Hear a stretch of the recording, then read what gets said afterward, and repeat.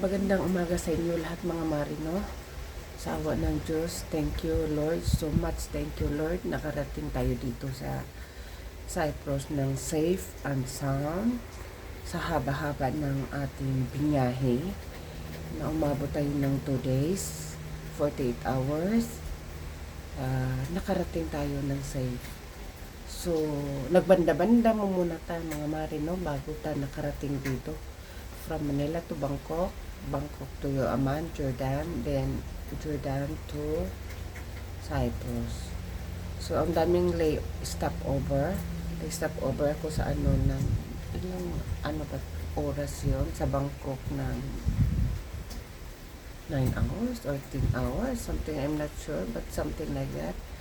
Then sa Jordan, umabot tayo ng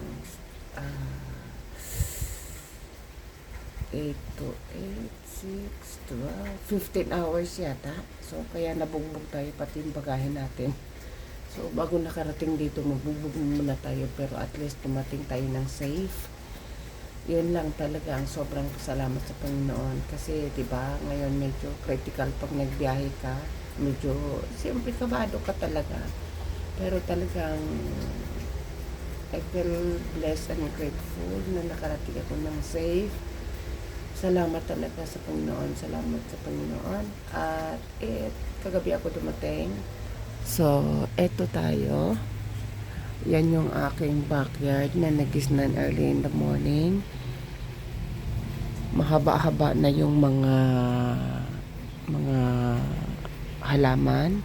Pero namimiss ko to talaga. Namimiss ko. In fairness, pagdating ko ng bahay, malinis ang bahay. Although hindi siya organized talaga as I do, pero malinis talaga siya. Nagreklamo yung asawa ko pagdating ko, parang ayaw na niyang paapakan yung sahig kasi nagmap na siya. O, diba? Ramdam mo rin yung nararamdaman ko pag ako naglilinis. Sorry, nabilaukan ako. Pag ako naglilinis.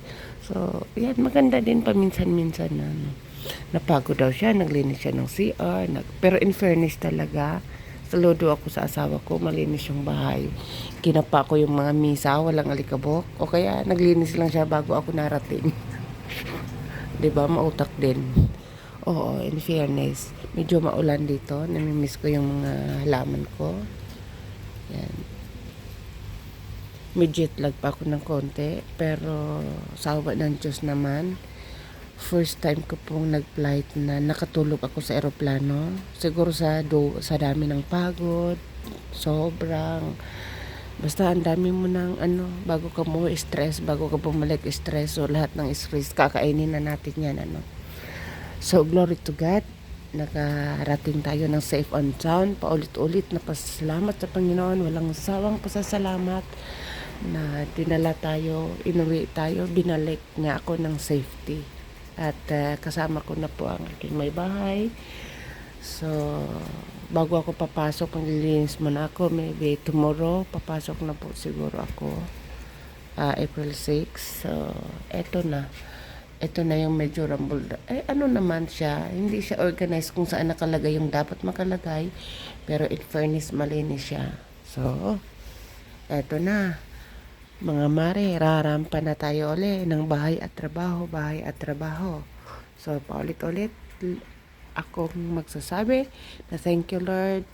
Thank you so much Lord. Thank you for everything you have done. Thank you and continue guiding us sa aming araw-araw na pangangailangan, my loved ones, mga mahal sa buhay, ano pa ba. So, ito lang muna as of now, kasi magrampa muna tayo. The weather ngayon is cloudy and rainy. So, mag-ingat po kayong lahat mga mare. God bless sa ating lahat. I love you all. Bye-bye.